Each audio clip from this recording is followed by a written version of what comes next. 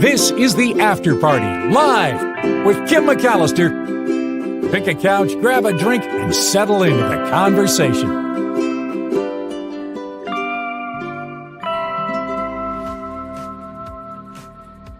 Party live on a Friday. Thank you for being here. It was a long Mark Thompson show, but a good one, and so much to talk about. It's been a couple days, that's for sure. But here we are in the After Party live, where we lighten things up and I kind of take a collective deep breath. And I'm so excited because every Friday, he comes by, swings by to talk movies and entertainment, and we get to compare and contrast the reviews we just heard on the Mark Thompson show. It is At the Movies with Tim Sika, and you have a lot of different movies this week. I'm so excited.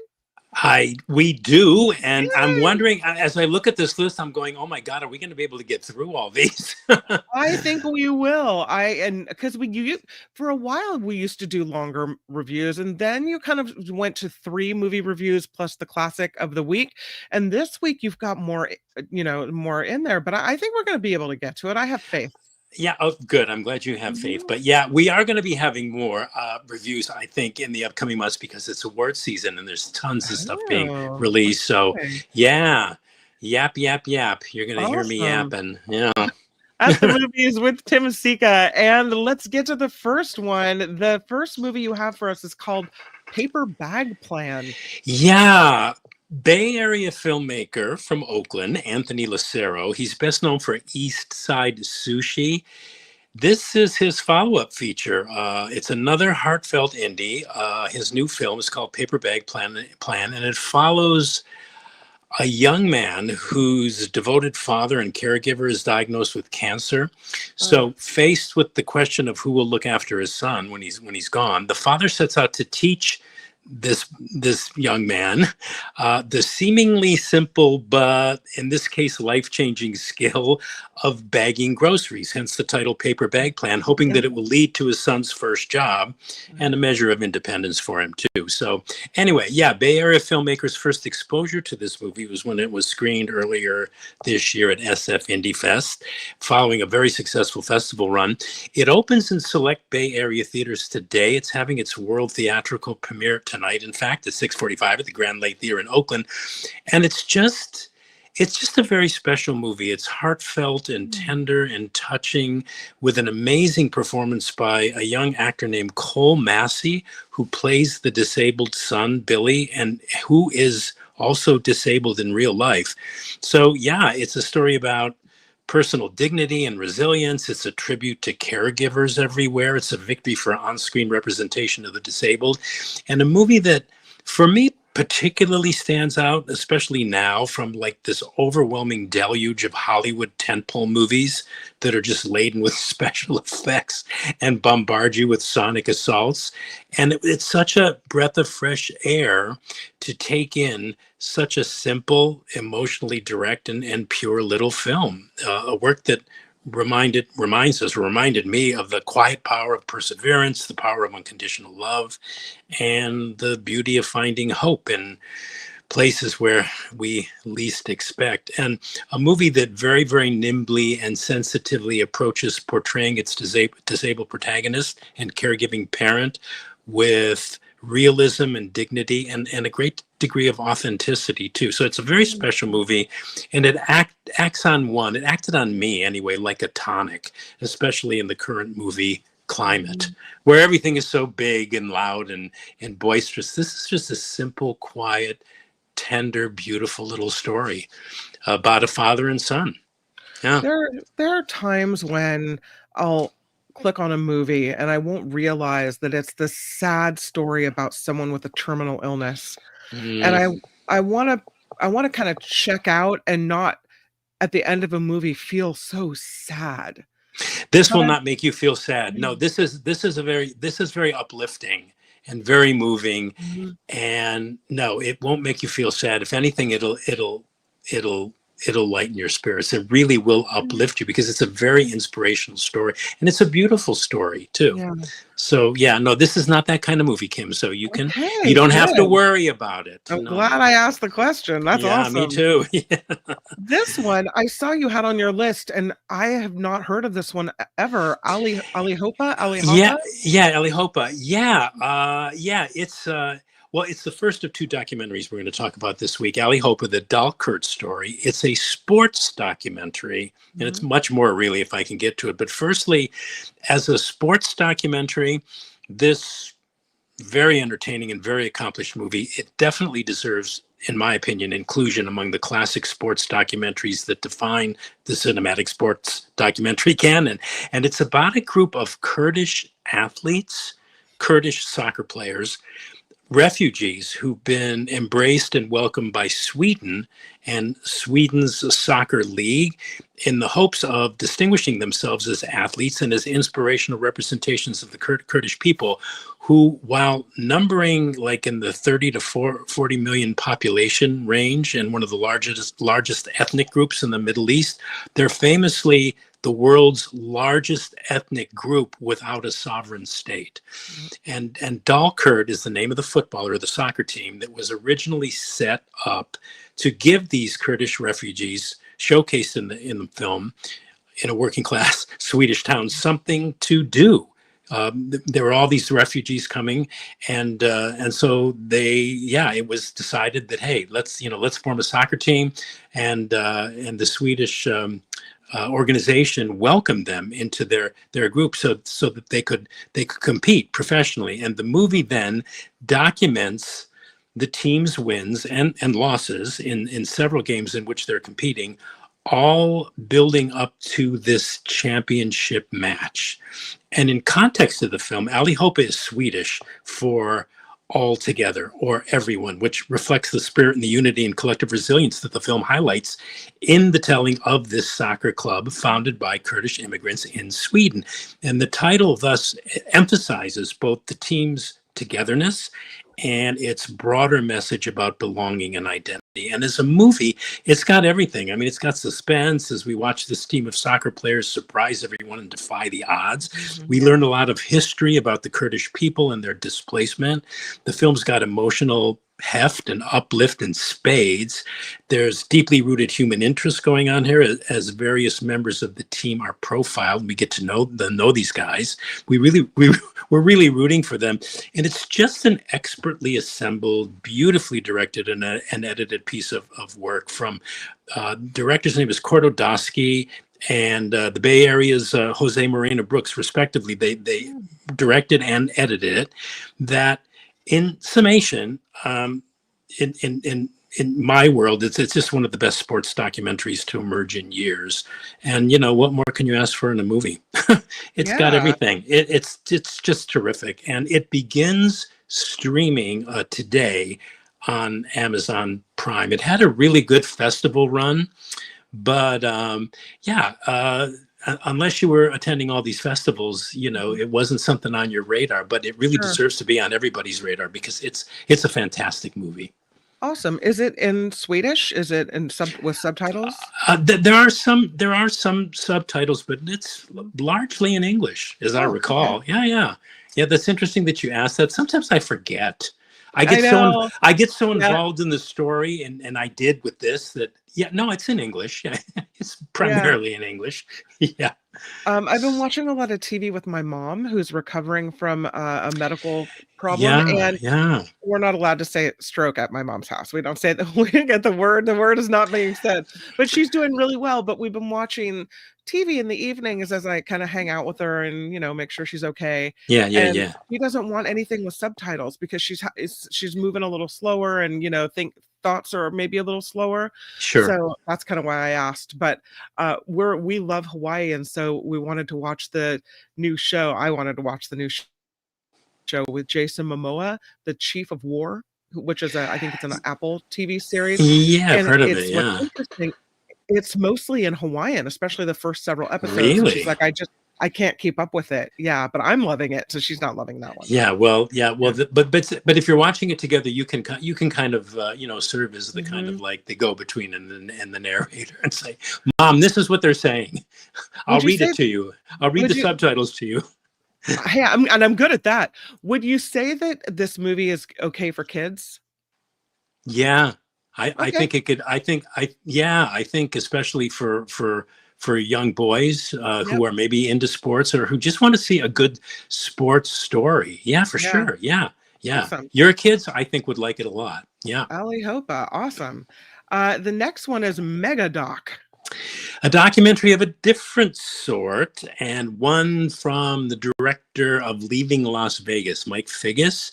And it's about the making of Francis Ford Coppola's decades-long journey in creating his self-financed passion project, the inscrutable epic known as Megalopolis. And we talked about Megalopolis on the show when it opened in September of last year. I saw this movie twice. My first impression was that it was a sprawling, albeit compelling mess with possible implications of profundity. And the second time I saw it, it just seemed to me to be the same sprawling, albeit compelling mess about nothing. So, Mhm. but strangely enough, after watching Megadoc, the making of Francis Ford Coppola's Megalopolis, I really feel compelled to watch Megalopolis again for a third Oh time no. because this documentary offers us this rare glimpse into what the man and the artist, director Francis Ford Coppola, was thinking when he made this frustrating and elliptical piece of cinema. And being the film addict that I proudly admit that I am, I loved this movie because it was a movie about movies. Right. It's like Portrait of the Artist as an old man.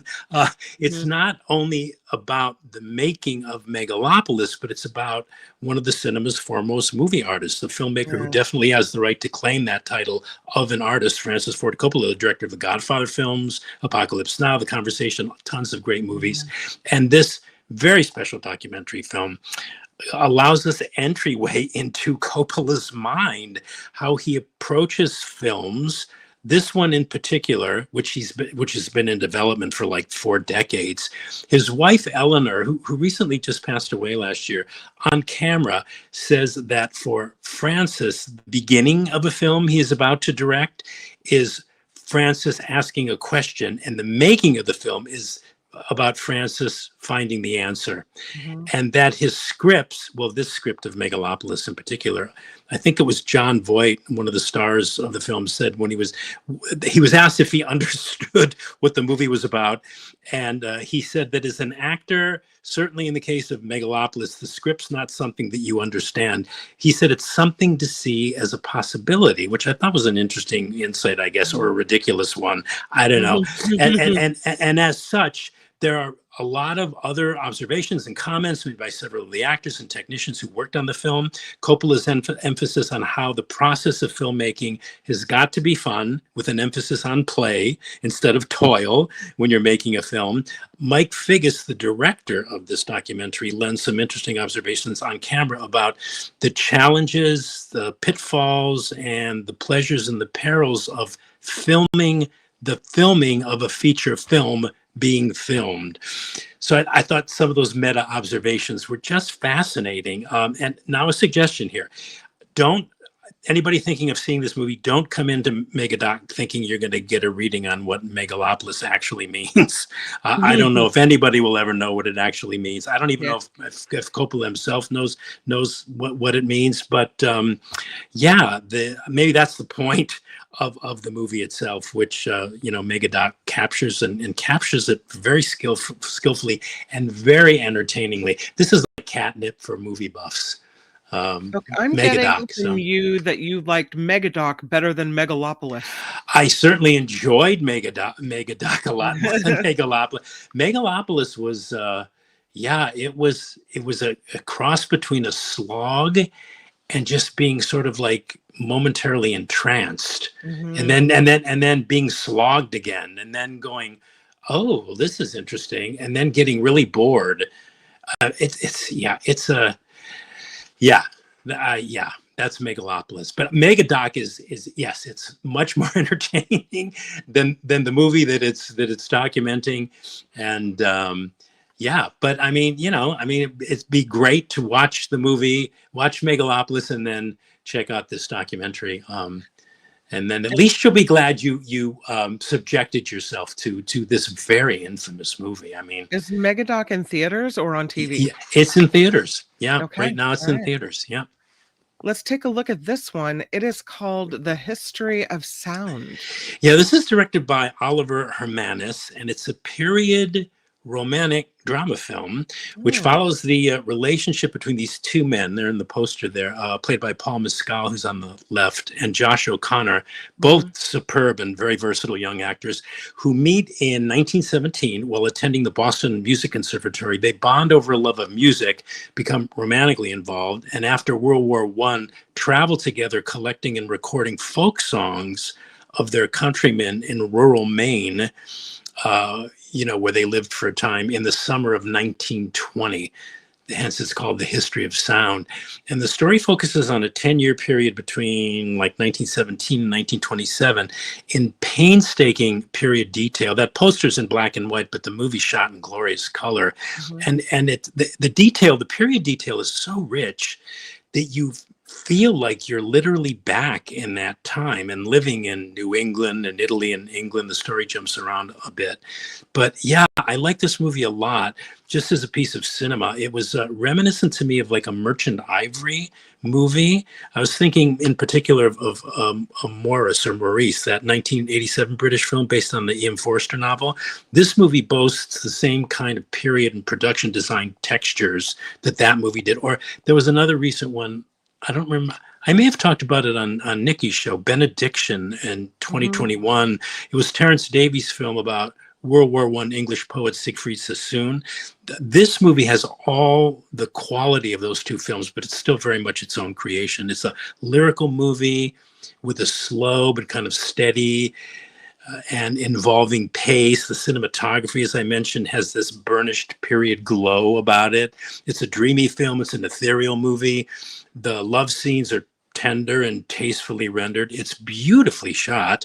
The sound design is enveloping in a way that you have to experience. It's a very specific evocation too of a period, a particular place and time about two people whom we all come to deeply care about. And because the film is so much about rural early 20th century song collecting, the movie itself almost plays and unfolds like a ballad, a kind of melancholy but like wistful song. It's just a really special movie. I really, really liked it. And this is one of those movies that you can describe as slow, but it's never boring. It's like being lulled into this world in a really masterful way. It's just a beautiful film. I loved it. It's called The History of Sound, and it opens in theaters today. That And I sounds think good. I think it will be streaming soon, and maybe even simultaneously being streamed on Mubi too, but that may not be for a week or two. I don't know if it's being streamed while it's in theaters, but the way to see this is in a theater because What it's did you just say streamed on what? Mubi? Mubi, Mubi. Oh, I It's haven't like, heard of that one. yeah, Okay. it's a streaming service, and they've recently gone into distribution too, theatrical distribution. So that's The History of Sound. Sounds good. I love a period piece as well. Speaking of period pieces. Yeah, speaking of, yeah, Downton Abbey. Yeah, the grand finale. Are you a Downton Abbey fan? Yeah, I am. Yeah, I am too. I am too. I am too. This is the sequel to, what was it, Downton Abbey: A New Era, and it's the third and the final film in the Downton Abbey movie franchise. And I'm a fan of Downton Abbey too. I love the TV series. I think I've watched it twice, and I enjoyed both of the films. But this one was interesting. This one is just more of the same and a bit of a stretch. Like the filmmakers seemed like they were just looking for a reason to continue the saga. But to me, it felt kind of short in providing us with a screenplay of any real lasting merit. I mean, to some extent, I think that was unavoidable, but fans needn't worry about this movie because there's loads of fan service here. If you love Downton Abbey, I think you no doubt will love this final feature film installment. But to me, and I want to keep emphasizing that I'm a fan, and maybe because I've seen a lot of movies this week, but this movie was like vapor, which is to say, not a whole lot seemed to be going on in it. I mean, Lady Mary, who played by Michelle Dockery, she scandalized because of a recent divorce. Lady Cora, played by Elizabeth McGovern, finds out that her brother, played by Paul Giamatti, has been swindled and has lost a lot of the family's money. Various staff members at Downton are retiring, and Noel Coward, the singer, songwriter, playwright, even pays a visit to Downton. So I'm going. I liked the film enough, and I guess they had to wrap up things with these characters. But in the end, I found it as a grand finale. It was pretty forgettable. I also thought, and this is carping, but the interiors in this movie were surprisingly and rather unattractively filmed. They looked weird. The pacing was a bit off.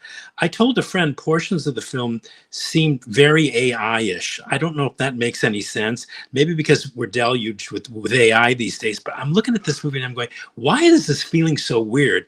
Why is some of the timing off? Why do not all the jokes and bon mots land? Part of the problem was that, Maggie Smith she's gone, Violet Crowley, Dowager Countess of Grantham. She's no longer with us. And she was always the highlight for me of not only the series, but all of the films. I mean, her absence is keenly felt in this latest, because she had superb wit and her rejoinders were so good. All that's sadly missing here. And she always had the best lines, right? Yeah. And the movie, in fact, is dedicated to her memory, which is really nice because she died last year. So what am I saying in summation? It's an okay movie. I'm glad I saw it.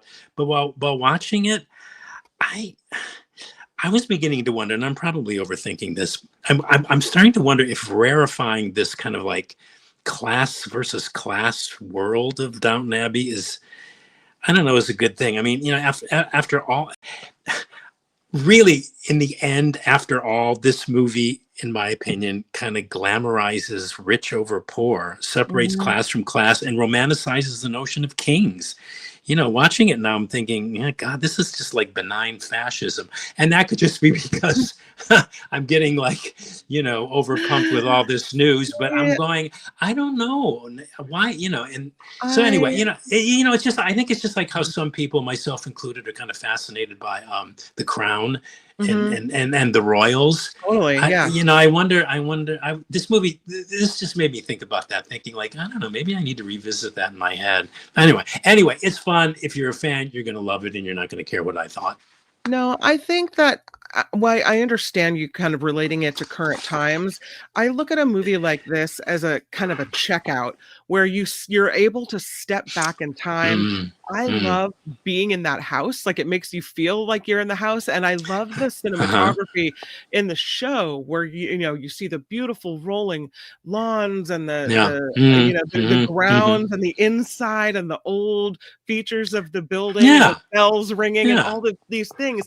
And so if it looks AI-ish, that kind of takes away from, what the series was. Yeah, well, the interiors looked strange to me, and they were shot, everything looked like overly red and kind of brownish, and I'm thinking, I don't know, is this the particular DCP or the print that we're looking at that just, I don't know, they overexposed or something? I don't know.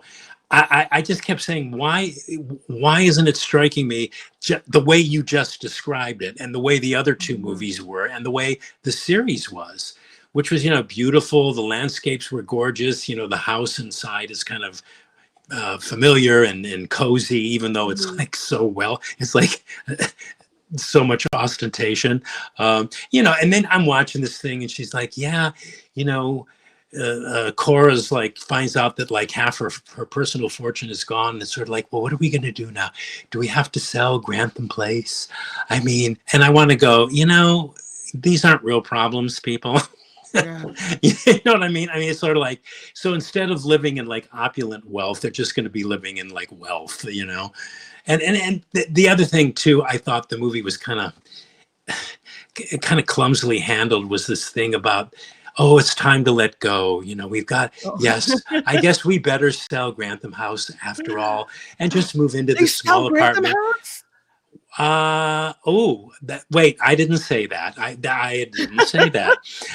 Well, no, we don't actually see that happen, but I Mhm. think they conclude that that's maybe something they should do. And I want to go, and you people are old now anyway. You don't have that much time and you're never going to want for anything. But they kind of, yeah, because a lot of their servants in this version, they're leaving and they're retiring. So Oh. yeah, I probably just gave a good reason to see it. I don't know. SJ Lola says maybe I'll wait for this to stream on Netflix. Yeah, it's probably a good one to wait to stream. Yeah, I would say, yeah, it's a Mhm. good one to wait to stream. Although, I don't want to dissuade people from going to Oh. the movie theaters. It's important to go to the movie theaters. Nullifidian says two things. It sounds like a boring soap opera. And Mm. also, to borrow a tradition from the Mark Thompson show, bon mot is a ding word. So you are What being dinged. Ding. what's a ding word? A word that is like an SAT word, a word of higher caliber. Oh, So you get jeez. you get dinged for a smart people word. Bon Oh, mot. gee. There you go. Okay, I'll take it. I'll take it. Yeah, you want the dings. The dings are Yeah, good. I'll take the dings. Yeah. Be Aware says, yeah, Be Aware agrees with you. We are a little sensitive to the pro king agenda these days. So, yeah. Yeah, I mean, they're so like into the crown in this movie. It's like, oh, I think was it the last one where the queen paid a visit or the king paid a visit to Downton Mhm. Abbey. Yeah, it's like, Well, okay. if Jim is any indicator here, this movie is probably going to do very well. Jim says I Yeah. went to lunch at a restaurant next to the movie theaters. Downton Abbey was sold out, and there wasn't any place to park. So, See, that's yeah. why, yeah, that's why they made a third Hmm. installment. I mean, I don't think they'll be making any more. What's impressive about these movies is the fact that they get pretty much the Hmm. same cast to Yeah. to to appear. I don't know, just to schedule actors for your movie. I mean, a lot of the times they can't be in sequels and stuff because it interferes with stuff that they've been contracted to do. But these Downton Abbey movies, man, I mean, all the characters that we know and love are in this, except for Maggie Smith, Same who I Maggie Smith, miss so yeah. much. I Yeah, yeah, know. yeah. The next movie is called The Long Walk. Uh, uh, oh wow, this movie. It's based on a Stephen King novel. Apparently, it was the first one he ever wrote, and he did it under a pseudonym, Richard Bachman. But anyway, this is a dystopian nightmare thriller. It's set in the U.S. Oh, here we go. And a U.S. Ruled by an authoritarian regime. Oh, here we go And I again. know, really, yeah, what a concept, right? Boy, that's original. And the plot revolves around, well, the title, The Long Walk, where 50 young men in an annually sponsored government contest literally agree to walk a continuous, nearly 300-mile stretch of road until only one is left standing. Walkers who break any prearranged or pre-agreed upon rules or can't keep the pace are Mhm. killed, shot by soldiers monitoring their progress along the way.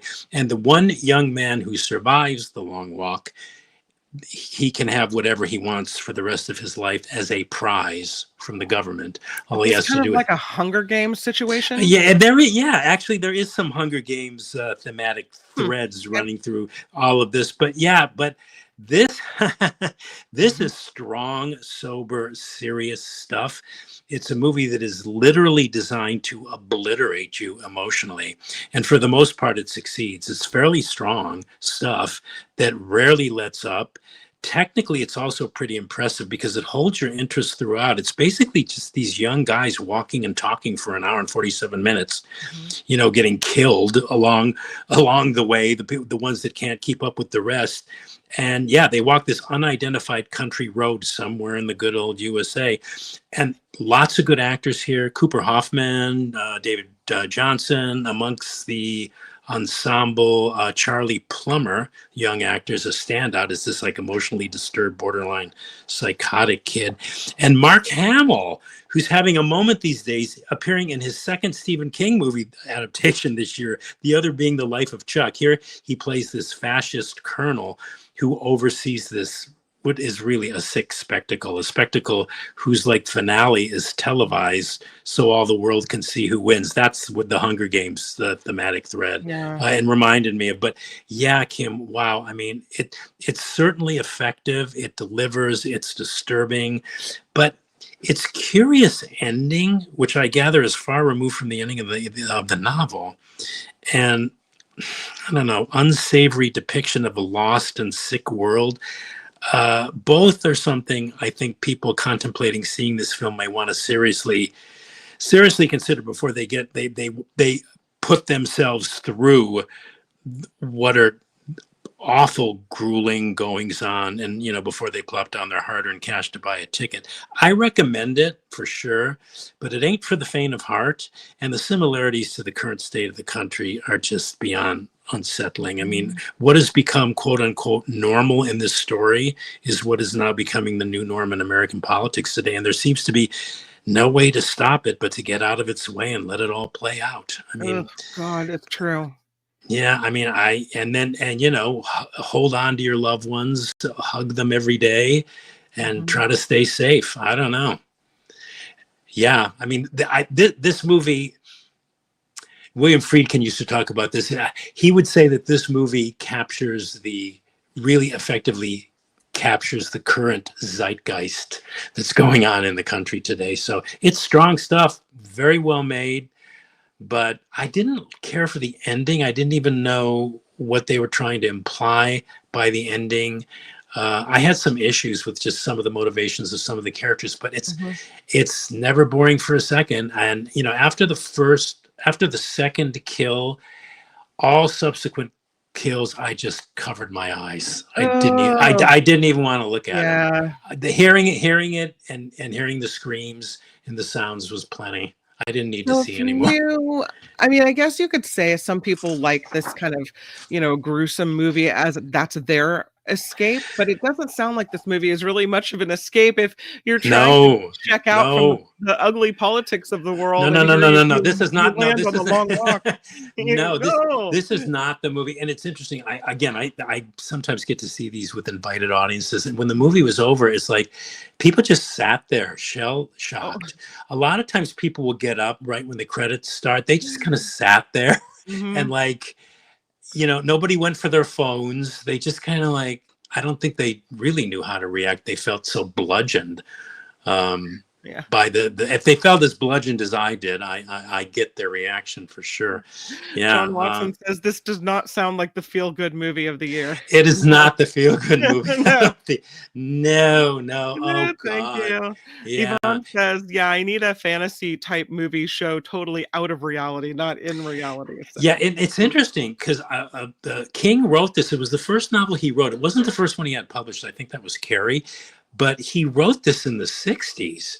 So it's amazingly prescient. I mean, he wrote it, 50, 60 years ago, and it's so relevant to today. Amazing. All right, let us move forward. You have the next one is our Tim Sika classic movie wreck of the week. Yes. Now, this is not going to be a surprise to people because in February or March of this year, you may recall, Kim, that our classic movie recommendation was The Sound of Music because this calendar year, it's celebrating its 60th year. Well, I'm recommending it again this month because beginning today, actually, and running through September 17th, Sound of Music is receiving a theatrical re-release in a bunch of theaters. I mean, I think no matter where you live, you're going to have access to this movie on the big screen. And it's been meticulously restored and remastered in 4K. So it's a great time to see this movie in the way it was originally intended to be seen. I mean, what hasn't been said about The Sound of Music that hasn't already been said, right? In my opinion, it's the greatest stage to screen musical adaptation in all of film history. Stars a glorious and radiant Julie Andrews as Maria Von Trapp, governess to Captain Von Trapp's 7 children. Captain Von Trapp played by Christopher Plummer, and it's got a classic Rodgers and Hammerstein score. It's beautifully photographed, and it's one of the most masterfully crafted screen musicals of all time. The people working on this movie at that particular time in history, they were all at the top of their game. The craftspeople, the actors, Mhm. the composers, the lyricists. It's just, and all of it came together, and it came together at apparently the right time. Actually, shortly after the Kennedy assassination is when it premiered. So I think it was like a balm to people who were, just trying to process what had happened. Won 5 Academy Awards, including Best Picture, and now back on movie screens, remastered in 4K. And I'm going tomorrow. Oh, I'm look at going you. tomorrow. I mean, when Okay. does one ever get a chance like this to enjoy The Sound of Music on the big screen with no commercials in a format that it was made to be seen in? I mean, yeah. And yeah, I'm recommending people go out and see it on the big screen. They don't have to watch it on their TV. I know everybody sees It'd this be movie better if every it year. was a sing-along. I like it when it's at the It's so theater funny. in the Castro and there's a Well, sing-along. I am Yeah. so hope if people start singing at this, I'm going to get up and muzzle them Oh, because you didn't it's come not. to hear me sing. You came to hear Julie Andrews sing. Is that right? Well, yeah. Well, not only that, it's like no. I mean, if they're advertised as sing-alongs, fine. Then you can go and Mhm. be silly and you can sing along and stuff. And I've been to a couple of the sing. I was at a sing-along where Charmian Carr was there. She appeared, the gal that played Liesel. It was at the Castro. I don't know, several years ago. But and those are great fun. But not when you want to watch the movie and just take it in as the movie it was intended to be. So, Well, Malefidian, much to Tim's shock, probably has never seen this movie, and maybe will get a chance now. yeah. Well, Yeah. I'm actually probably going to go with a friend of mine who, shockingly enough, has Mhm. never seen it either. So I said, now's the best time to see it, and in this way, you'll really appreciate what's there in an ultimate kind of sense. Because yeah, I'm kind of excited. And I've Sound of seen this Music. movie like hundreds of Mhm. times. I I mean, have too, because every year when I was growing up, every year it was at least once a year, if not more, it was on, what uh, the Sunday movie of the week or whatever ABC right. movie of the week, Yes, or the whatever it ABC movie. was. Yeah, yeah, yeah, yeah, And yeah. so, like, my grandmother would call and say, "Oh, the Sound of Music's on," and we would Yes. all gather around the TV. Or, what was the other movies that Sound of Music, they had Chitty Chitty Bang Bang, like all these types of movies that you saw Mhm. all the time were always on. Wizard of Oz was another one like this. So yeah, this is Well, I the mean, this is just soundtrack a. of my childhood. Oh yeah, me too. Mhm. And I know a lot of people probably don't notice this or care, but because I'm a big fan of this movie, and I know what they do sometimes when they broadcast movies on TV. With The Sound of Music, they slightly speed it up. It's not Oh. completely perceptible because it's one of those things where, but they speed it up, which Mhm. which I don't like. I remember the first time they televised The Sound of Music, they had cut it. They had cut something like a half hour out of it, and then people, I think it was ABC. People were enraged. They You called in those were the days when you called into the network and you complained, and they paid attention to you and they listened to you. And then so the next time they showed it, they showed it uncut. But yeah, it was advertised as the feature length film, and they had cut tons of stuff out. They cut some songs. They cut some scenes. It was like anyway. So which is all going back to, if you Mhm. go see it on the big screen, you're not going to have to deal with any of that I can just imperceptible junk. I can just picture childhood Tim picking up the phone and calling Yeah. ABC, and where you're like, "No, this will not stand." No, but you know what I did do once? I went to see it. Was I in high school? I think I was in high school, but I went to see it. It was being advertised at this theater, and the movie starts right, and the whole print is like green. Mm. It's awful. It's like a Uh. faded print. So I did write those. Again, this is showing my age, but when you used to write letters to the editor, I wrote this blistering letter to the editor about the Colony Theater in Shaker Heights, Ohio, and what they showed, and they should Oh, you're refund everybody's so money. funny. Yeah. So yeah, that was my little bit of you know railing against what they were doing, because there was a whole period when movie Yeah. studios were reissuing movies, but they were sending out old prints, a lot of prints that were faded, Mhm. a lot of them that had a lot of splices in them. Those were in the days of film, where sometimes the theater would get a print and it wouldn't be in the best of shape, but they had to show it anyway, you know. Last question I'll ask you about this is I thought I read, and I could be wrong, but you'll probably know. I thought I read somewhere that Christopher Plummer was not happy that he was in this movie, or somehow has a lot of criticism about him, the fact that he's Yeah. known for this movie. Yeah. Well, initially, he he was very he was out of his comfort zone. He had never sung in a movie before, number one, and it was even more like humiliating for him because he wound up having to be dubbed, you know, which is always a blow to the actor's ego. I mean, he did go on to do a musical on Broadway called Cyrano, and he was great in it. But yeah, he later admitted in his autobiography, he talks about this. He later admitted that he was a real a-hole on the set, and that he kind of like made amends for that, you know, praised the fact that Julie was like, you know, just pretending like nothing was wrong and just treating him like the great actor that he was. And he came to really appreciate, and he's written about this, he's been interviewed about it many times. He really came to appreciate the power of the film and the impact that it had, and he attributed that the role of Captain Von Trapp in that movie to his people coming to see him on stage, because he was a big theater actor, and he's done a lot of plays, a lot of Shakespeare, and he said sometimes 50% of the audience that would come to see him in you know, King Lear were coming because they loved him in The Sound of Music. So he was very grateful in the end for the movie, and he's passed on now, but yeah, he did promotion on the film in later years and came to really appreciate it. Yeah, but in the beginning, yeah, he said he called it The Sound of Mucus, I think. and I think he said you know, working with Julie Andrews was like being hit on the head every morning with a Hallmark card. I mean, yeah, I know, right? He was not. He admitted, he said, my behavior was abominable. He goes, but I was uncomfortable and I didn't feel like I fit the role. He really didn't want to play it, but the director knew his work on stage and insisted that he play it. And then I guess Plummer worked a lot with the screenwriter Ernest Lehman to sort of beef up the role, to give it a little more oomph, because on stage, in the stage musical, the captain is like, kind of like, he just shows up, sings a song and leaves.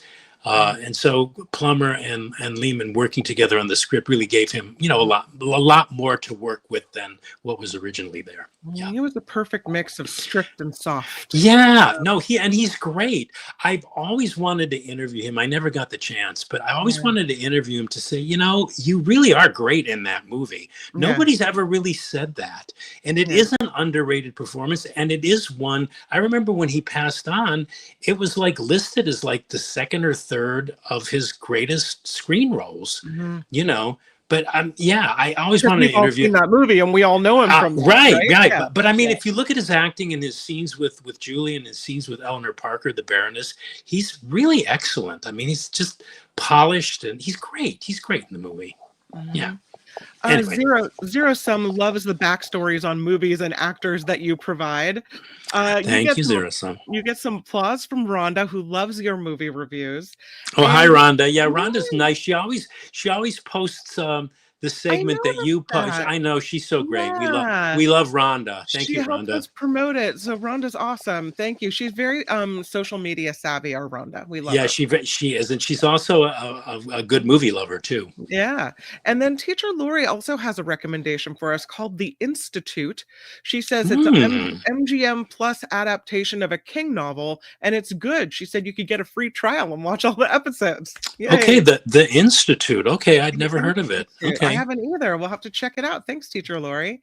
Thanks, Teacher Lori. We'll do a little recapper. Your first movie, Tim Sika, was called The Paper Bag Plan, and you said it's special and heartfelt and tender and touching, a breath of fresh air, a simple, emotionally direct, pure little film is what you called it, and allows you to find hope in unexpected places. You found it to be a tonic and an uplifting movie. That is The Paper Bag Plan. For Ali Hopa, this documentary, a sports documentary, you said it's full of history and it's expertly assembled as a piece of work. One of the best sports docs to emerge in years, and it is currently streaming on Amazon Prime. As for Megadoc, this documentary regarding the movie Megalopolis, you said it's kind of an explainer for Megalopolis, but also gives you a view into Coppola's mind. You called it entertaining and skillful, and I think you enjoyed this more than you did Megalopolis. I did. Yeah, the history of sound. You really like this one. You said it's has period detail that's so good. The production design is really good. You really like this movie. You called it lyrical, dreamy, ethereal. You ended up really caring about the characters, and you said the movie is similar to a ballad, slow but never boring, and it lulls you into another world. That is the history of sound. As for Downton Abbey, you said it's the more of the same. You said it's really not much of a screenplay here, but still, if you like Downton Abbey, you probably find things to enjoy here. You said it was kind of like Vapor and pretty forgettable as a grand finale. The pacing was off. You said it seemed AI-ish. There was something weird about it, but it's an okay movie and you'll enjoy it. And we had people in the chat say they'd probably wait for it to stream, and you agreed with that. And Yeah. then The Long Walk, you said this is Ugh. designed to obliterate you emotionally. Good actors, but you said the movie's effective, disturbing, it delivers, but you said really if you're going to go see this movie, consider the grueling nature of it before you go. Still, you liked it enough to recommend it. You said it's strong and well made. You didn't like the ending, but this movie, you said, is not boring. And your classic movie rec of the week is The Yay. Sound of Music. I'm going to burst into song for you, Tim. No, I won't. You said that it's back in movie theaters in 4K, so it's being re-released. You said it's the greatest stage to screen adaptation in history. You say go to the movie theaters, see the restored 4K version, and you're going tomorrow, and we should all go with you. That's what you said. Yes. Kind Yes. of. Yes. Not with you, but with you Yeah. in spirit. Yeah, with me in spirit, of course. Yeah. Yes. And Kim, we have I think this is a record for us. I think we've talked almost like, oh my gosh. Oh, we've done a full hour before. This is nothing, Tim. Oh, okay. All right. Yeah. Well, yeah. Okay. Well, okay. It's nothing. All right. So we're not breaking a record here. Okay. No, it's not an after party record, but it is at the movies with Tim Sika. We love you. Thank you for coming and bringing thanks, us Kim. all the good stuff. Thank you. And okay. Talk to you next week. Have a good weekend. Bye. At the movies with Tim Sika. Bye, Tim. All right. I loved it. Thank you guys so much for being part of the conversation and always welcoming Tim with me. Yeah. Be Aware says movie reviews are like old friends catching up. Love it. Eileen says, thanks, Tim. Be Aware says, I'll watch it. The Sound of Music. Well, good, because you hadn't seen it before. Were you the one that hadn't seen it before? Maybe that was Nola Fidian. Somebody hadn't seen it before, so definitely got to see it. Be Aware says The Sound of Music, or The Sound of Sound, History of Sound and Sound of Music might make an interesting all day at the movies watch. Yeah, all about sound, right? Tammy's thanking Tim. A lot of love for Tim. Yvonne giving Tim the applause. Wonderful. Zero Sum says, I think it's been 10 years since I've been to a theater and I used to go all the time. Yeah, time to get back out there, it's an experience that you kind of realize once you get settled in your seat that you miss, I think. Oh, Heather says, I've never seen it either. You guys, Sound of Music. Hopefully you know some of the songs, because I think that's part of the fun of that movie. All right, let's go do the story because I want to make sure we get to it. Did you see this license plate story? The license plate is Lovesick, Luvsik. And this lady has a real vanity plate, says Lovesick on it. Problem is, there's somebody online selling these fake license plates that say Lovesick as well. And because of that, this lady keeps getting stopped by the police over and over again. She's from Southern California. She has 15 traffic tickets from police because of her license plate, but her license plate is real. So she's just getting caught up in this weird thing. Since May, she has more than a dozen traffic tickets in her mailbox for violations that she didn't commit. And that is because this nationwide retailer is selling this novelty license plate resembling the ones on her Dodge. She said she's gotten 15 tickets for toll road violations, for running red lights, for speeding in places like San Francisco, New Jersey, Illinois, and Texas. And the pictures displayed alongside the tickets show cars that clearly are not hers, leaving her the task of having to go through and dispute each violation. She said, I started calling every single ticket and discussing with whoever answered the phone and explained, this is not my car. Clearly, she said, it's not my Dodge Magnum. If you look at the photos, there's a Mercedes, some are old Chevys. After she did some digging, she connected the tickets to this coincidence that for more than a decade, the plates have read Lovesick on her Dodge, but they match this novelty plate from a clothing company called Broken Promises Company. They have the red font on top of the white license plate, and it resembles the one used on California's plates, even though it doesn't say California on it. It says Broken Promises instead. It still is a similar setup to the California plates. The Broken Promises Company has taken the license plate offline now. They're no longer available, but they were sold by another nationwide retailer called Zumiez. The retailer is not commenting on this matter. The plates removed from online stores after her lawyer sent a cease and desist letter. They have other novelty plates too. One is called Hellbend. One is OMWB2U. I don't know what that stands for. Oh my word, B2U. I don't know. Those are still available online. But the California DMV says California law prohibits the sale of any product that could be used to defraud, misrepresent, or impersonate a vehicle's identity, such as a license plate. But they said they can't enforce the law themselves, the DMV.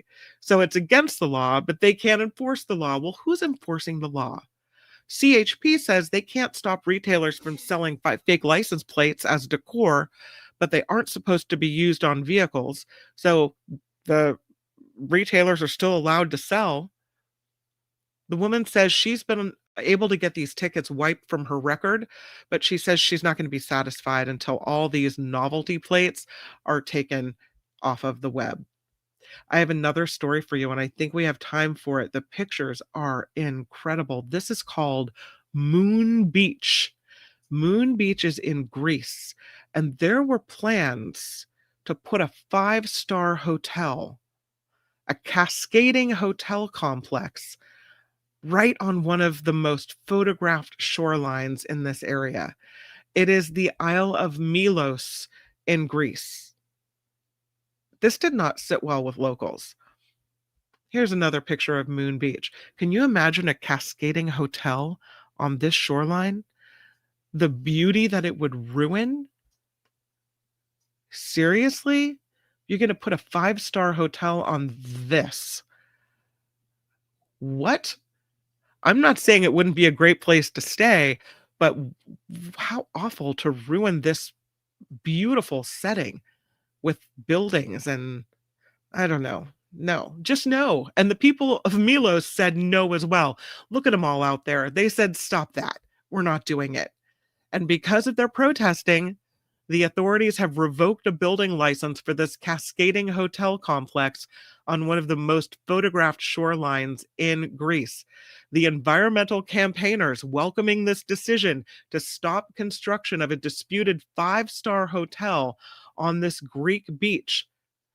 Local authorities on the island of Milos set a building license for the resort on world-renowned Moon Beach is being revoked by their planning department. They said it fell short of inspection standards.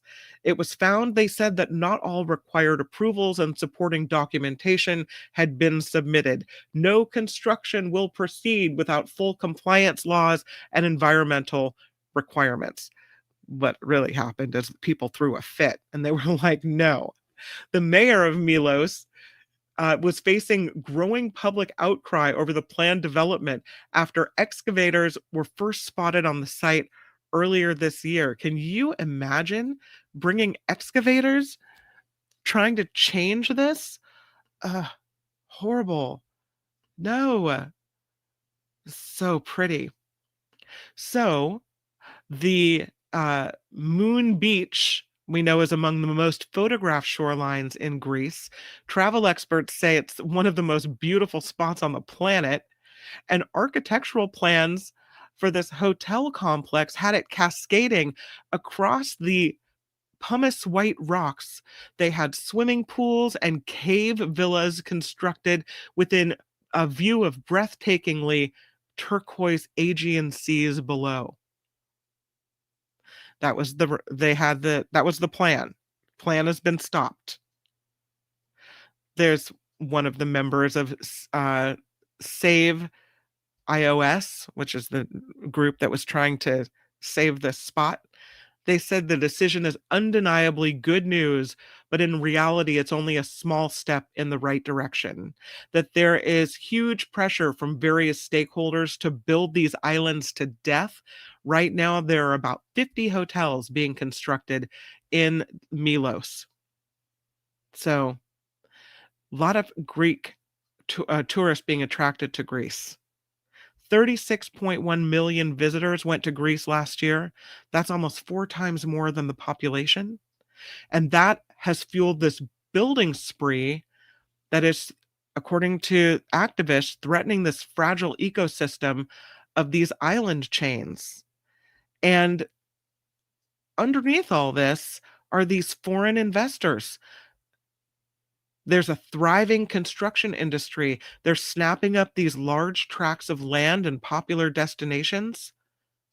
This started when Greece was plunged into economic crisis 15 years ago. And these islands are vulnerable because they're so small. The shepherds and farmers began selling off plots to investors during the financial crisis. They began acquiring one plot after another, which made the enforcement of zoning restrictions more difficult in these areas.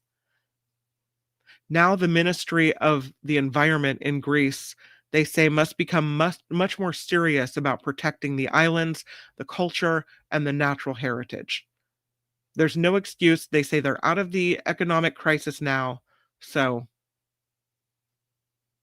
there's water scarcity to consider too. Ecological hazards. So stop that runaway construction.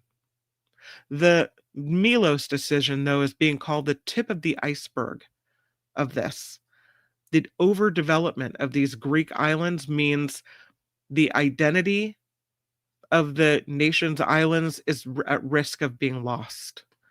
Can you imagine putting a 5-star hotel cascading over these beautiful cliffs? So I was really glad to see they're not doing that they had stopped. I'm telling you.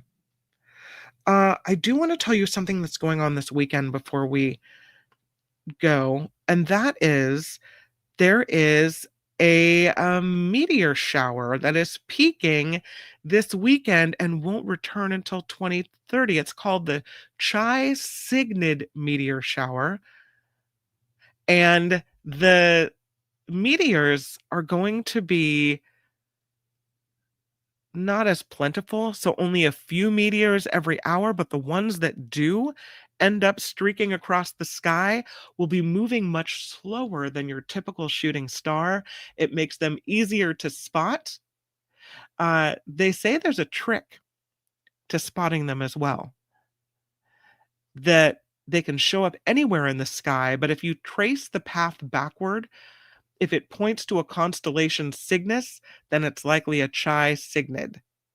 The Chi Cygnids fade after mid-September. They likely will not return until 2030. So this is expected to peak between September 13th and 15th.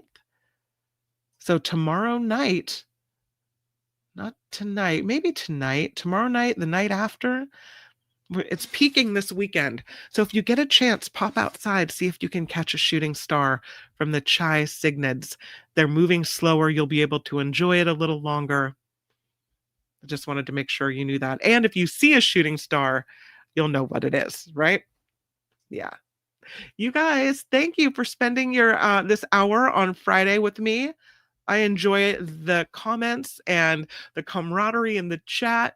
And with a serious last few days, I'm really glad we have the chance to decompress together. Thank you so much to everyone who contributes to this show.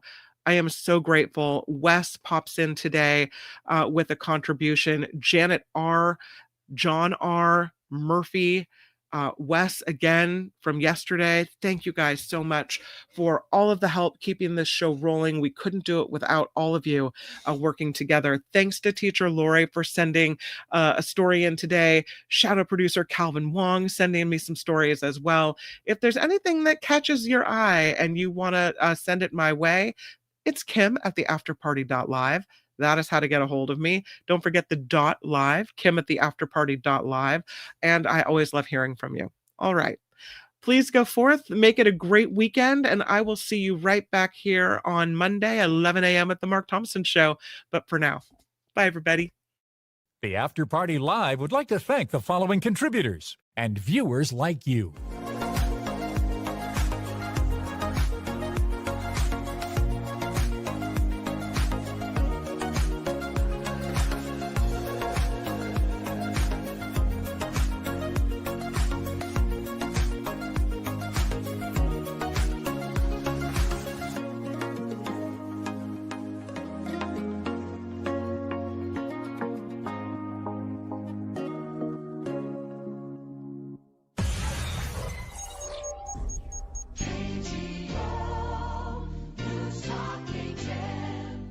Just been told that it is teacher Lori's birthday weekend.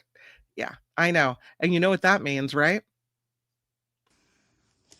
You requested a happy birthday song, so I'm gonna give you one. Happy birthday to you.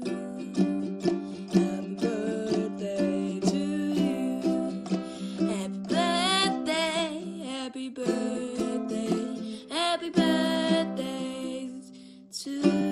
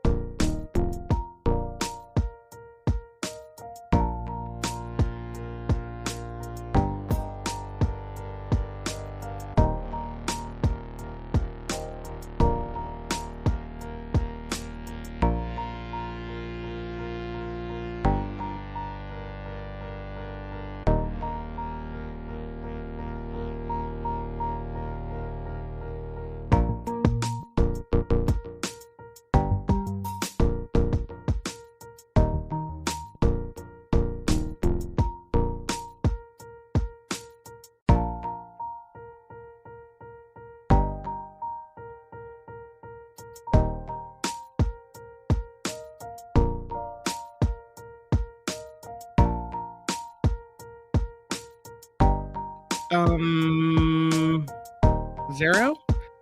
No.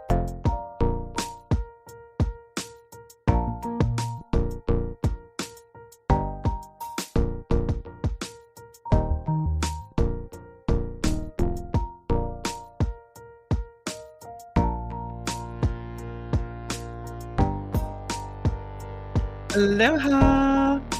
Have a great time. Send pics.